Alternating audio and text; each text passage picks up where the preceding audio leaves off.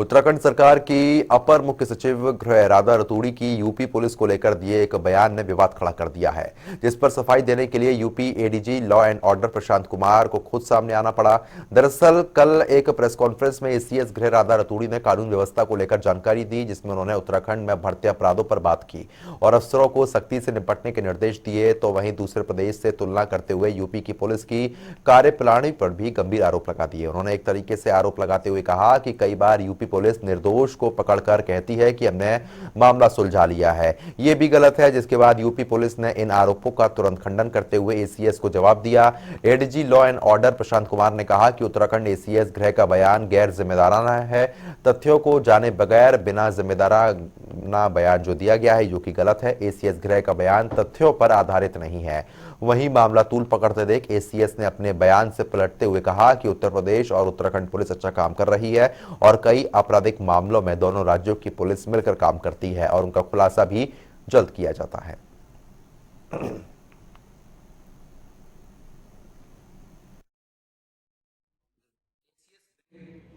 उत्तराखंड ने बगैर तथ्यों की जानकारी किए एक गैर जिम्मेदाराना बयान जारी किया है। किसी भी सिविल सर्वेंट को ऐसे बयानों से बचना चाहिए, विशेषकर जबकि वो देश के सबसे बड़े राज्य तथा सबसे संवेदनशील राज्य से जुड़ा मुद्दा है। ये बयान खेदजनक है और तथ्यों के पे आधारित नहीं है। उत्तर प्रदेश की पुलिस ने पूरे देश में अपराध और अपराधियों के प्रति कार्रवाई करके एक नजीर प्रस्तुत की है। ऐसी स्थिति में इस तरह का बयान दुर्भाग्यपूर्ण है। उत्तर प्रदेश पुलिस ने पीएफआई जो एक प्रतिबंधित संस्था है, इसके विरुद्ध भी कड़ी कार्रवाई की है।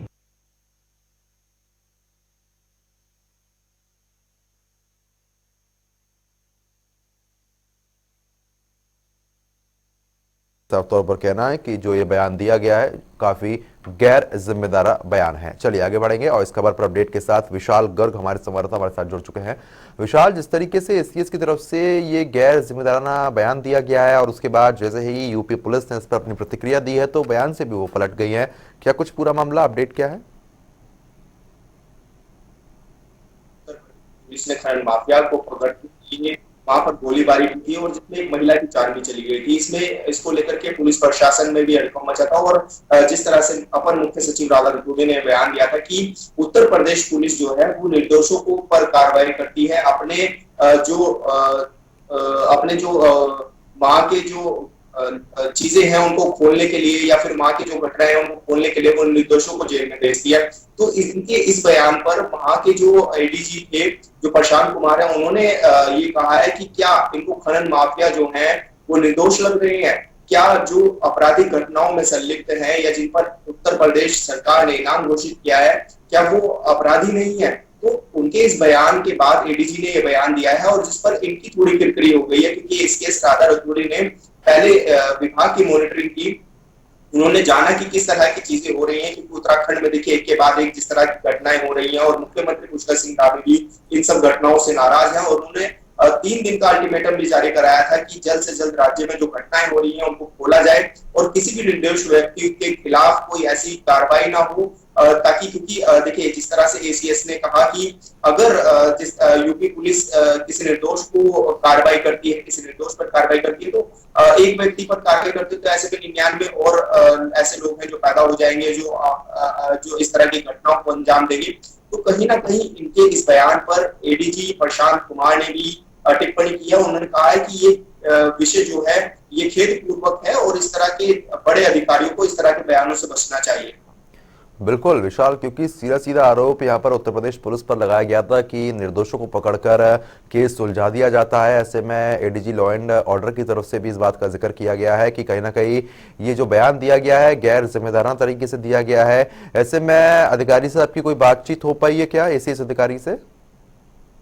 बिल्कुल, देखिए कल शाम एसीएस ने इसमें प्रेस कॉन्फ्रेंस की थी, क्योंकि राज्य में जो एक के बाद एक घटनाएं हो रही हैं उनको खोलने के लिए, जिस तरह से पहले मुख्यमंत्री ने आदेश दिए, उसके बाद डीजीपी ने भी 3 दिन का अल्टीमेटम जारी किया था कि अगर घटनाएं नहीं खुलती तो संबंधित क्षेत्राधिकारी को और संबंधित थाना अध्यक्ष को 3 दिन के अगर नहीं खोली जाती तो उनको हटा दिया जाएगा। और उसके बाद उन्होंने भी एक बैठक की, उन्होंने कहा कि 3 दिन का कोई अल्टीमेटम नहीं है, मामले को सही ढंग से खोले। और जिस तरह से देखिए ये उधम सिंह नगर में जो बड़ा मामला हुआ था, खनन जफर को पकड़ने के लिए जो खनन कारोबारी था, और उसमें इतना बड़ा ये मामला फंसा, जिसके बाद उत्तर प्रदेश और उत्तराखंड पुलिस आमने सामने थी और लगातार एक के बाद एक आरोप प्रत्यारोप का दौर भी शुरू हो गया था, क्योंकि उत्तराखंड पुलिस कह रही थी कि हमें कोई सूचना नहीं थी। जब उत्तर प्रदेश पुलिस के जो जवान है वो यहाँ पर आए और उन्होंने धरपकड़ के लिए इस तरह की कोशिशें की तो हमारे पास ऐसी कोई जानकारी नहीं थी। लेकिन यूपी पुलिस का कहना है कि हमने पहले ही इनको इन्फॉर्म कर दिया था और पूरी घटना का उत्तराखंड को पता था, उत्तराखंड पुलिस को पता था, लेकिन बावजूद उसके उत्तराखंड पुलिस ने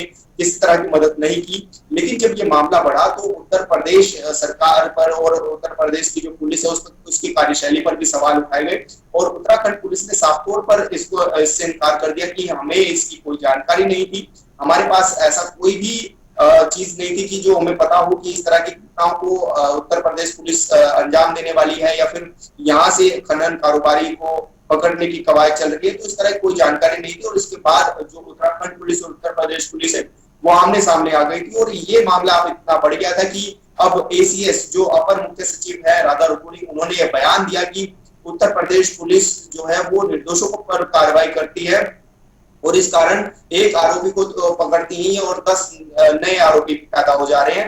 तो इनके इस बयान पर एडीजी जो प्रशांत कुमार है उन्होंने भी बयान दिया कि इस तरह के जो बयान है वो दुर्भाग्यपूर्वक है और बड़े पदों पर बैठे हुए अधिकारियों को इन बयानों से बचना चाहिए।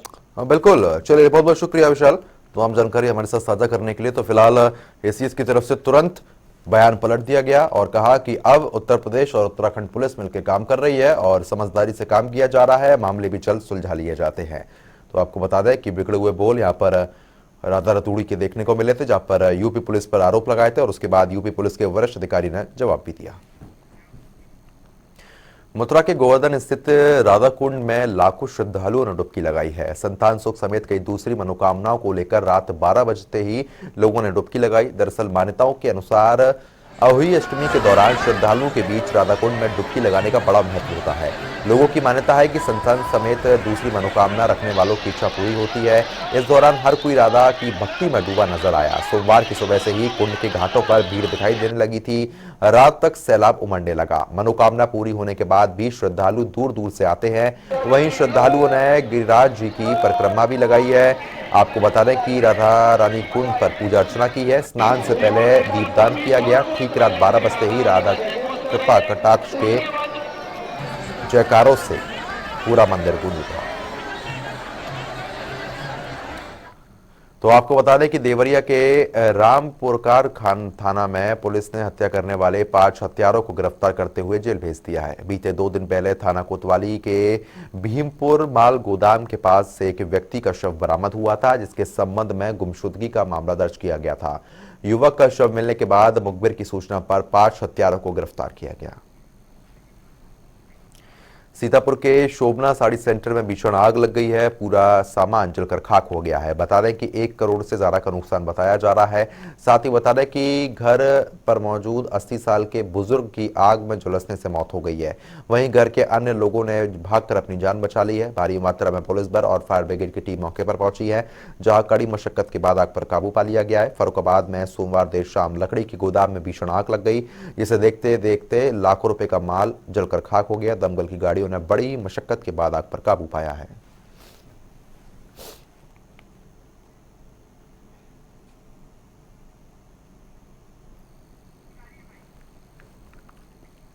तो इसी बीच एक बड़ी खबर आ गई है। हरिद्वार दौरे पर सीएम पुष्कर सिंह धामी है। आपको बता दें कि शपथ ग्रहण समारोह में करेंगे प्रतिभाग। जिला पंचायत अध्यक्ष लेंगे शपथ। अन्य पंचायत प्रतिनिधि भी इसमें शपथ लेने वाले हैं। भल्ला इंटर कॉलेज मैदान कार्यक्रम में यह आयोजित होने वाला है। आपको बता दें कि प्रशासन ने पुख्ता इंतजाम कर लिए हैं, क्योंकि मुख्यमंत्री पुष्कर सिंह धामी वहां पर पहुंचने वाले हैं। तो इस वक्त की बड़ी खबर, भल्ला इंटर कॉलेज मैदान कार्यक्रम वहां पर आयोजित होगा। इस वक्त की बड़ी खबर है, प्रशासन ने पुख्ता इंतजाम किए हुए हैं। शपथ ग्रहण समारोह में प्रतिभाग करेंगे मुख्यमंत्री पुष्कर सिंह धामी। जिला पंचायत अध्यक्ष शपथ लेंगे। और साथ ही साथ आपको ये भी बता दें कि अन्य पंचायत प्रतिनिधि भी इसमें शपथ लेने वाले हैं। इस वक्त की ये बड़ी खबर है। भल्ला इंटर कॉलेज मैदान में जो कार्यक्रम है वो आयोजित होगा। प्रशासन ने पुख्ता तैयारी की हुई है।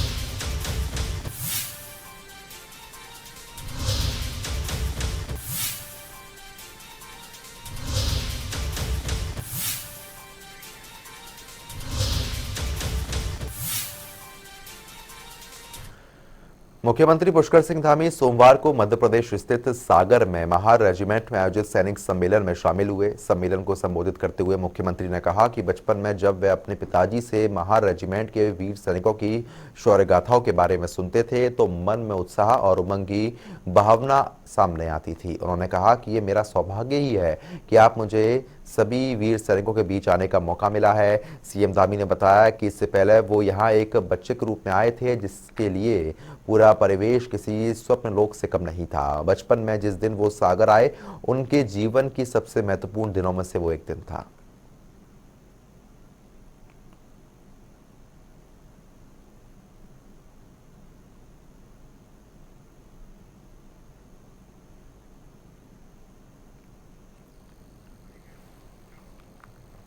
तो अब जानकारी हल्द्वानी से आ रही है। दीपावली के मद्देनजर नगर निगम और स्थानीय प्रशासन ने पुलिस के साथ मिलकर बाजार में संयुक्त रूप से छापेमारी अभियान चलाया।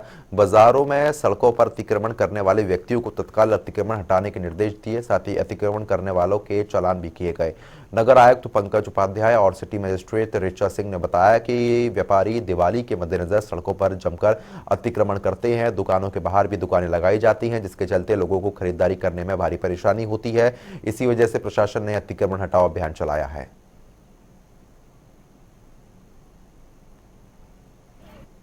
देखिए, नगर निगम और पुलिस प्रशासन की टीम के द्वारा आज ये मार्केट में अभियान चलाया जा रहा है। दिवाली का त्यौहार बिल्कुल नज़दीक है और लोगों ने अपनी दुकान के बाहर एक और दुकान लगा रखी है। रोडों पर चलने की बिल्कुल जगह नहीं बची है। तो इसका उद्देश्य यही है कि वृद्ध महिलाएं, बुजुर्ग, हमारे बच्चे और उनके चलने के लिए स्थान छूट जाए। और जिन लोगों ने अपनी दुकान के बाहर दुकान लगाई है उसमें उनका चालान भी किया गया है। साथ ही अपील की गई है, व्यापार मंडल से भी अपील की गई है कि सड़कों पर चलने की जगह छोड़ दें। और इन लोगों ने आज समय भी मांगा है, इनको समय दिया गया है। कल मॉर्निंग से इसकी कार्रवाई फिर प्रारंभ की जाएगी। हल्द्वानी का जो मुख्य बाजार है, इसमें दीपावली के समय पर बड़े पैमाने पर खरीदारी होती है। भारी संख्या में यहाँ पर ग्राहक आते हैं। इसको लेकर यहाँ क्राउड बढ़ जाता है। दुकानदार अपना सामान बाहर रख देते हैं, कुछ व्यापारी बाहर से आकर के सड़कों पर बैठ जाते हैं, कुछ ठेले वाले भी बीच सड़कों में खड़े हो जाते हैं। ऐसी शिकायतें लगातार प्राप्त हो रही थी, तो उसको लेकर के आज प्रातःकाल ही हमने अभियान शुरू कर दिया ताकि जिस समय ग्राहक कम हो, दुकानें लग रही हों, उसी समय हम फील्ड में उतर जाएं। तो पुलिस और प्रशासन के साथ नगर निगम ने संयुक्त अभियान किया है। व्यापारियों से अपील करी है कि अपने दुकान अपनी सीमा में ही अपने सामान बाहर रखें। जो ठेले वाले हैं चलते फिरते व्यवसाय करें, और जो लोग सड़कों पर अभी सामान रखे हुए पाए गए हैं उनका चालान भी किया गया। उनको हिदायत भी दी गई है कि आगामी दिनों में वो सड़क पर अपना सामान न रखें, ठेले पर लगाएं, और जो दुकानों के सामने लोग बैठे हुए हैं दुकानों की सीमा में ही रहें। चारधाम यात्रा में फिर से तीर्थ यात्रियों की भीड़ बढ़ने लगी है। हालांकि खराब मौसम यात्रियों की राह में बाधा बन रहा है। इसके बावजूद बद्रीनाथ, केदारनाथ, गंगोत्री और यमुनोत्री धाम के दर्शन करने के लिए श्रद्धालुओं में काफी उत्साह है। अक्टूबर माह में दिवाली तक हेली सेवा की बुकिंग फुल हो चुकी है। चारधाम में अब तक 46 लाख से ज्यादा तीर्थ यात्रियों ने चारधाम यात्रा के लिए पंजीकरण किया है। इसमें 35.81 लाख से अधिक श्रद्धालु दर्शन कर चुके हैं। इस बार चारधाम में यात्रियों ने सारे रिकॉर्ड तोड़ दिए। वहीं डीआईजी गढ़वाल करण सिंह ने बताया कि इस बार पुलिस के लिए बड़ी चुनौती रही। उत्तराखंड पुलिस के जवानों ने चारधाम में अच्छा काम किया है, यात्रियों की हर संभव मदद कर रही।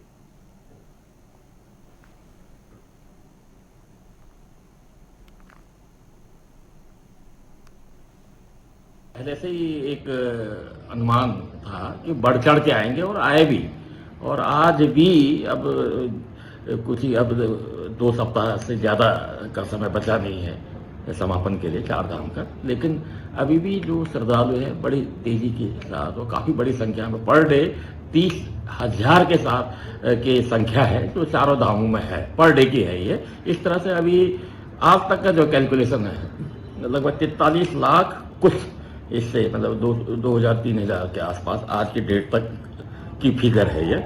इतने श्रद्धालु आ चुके हैं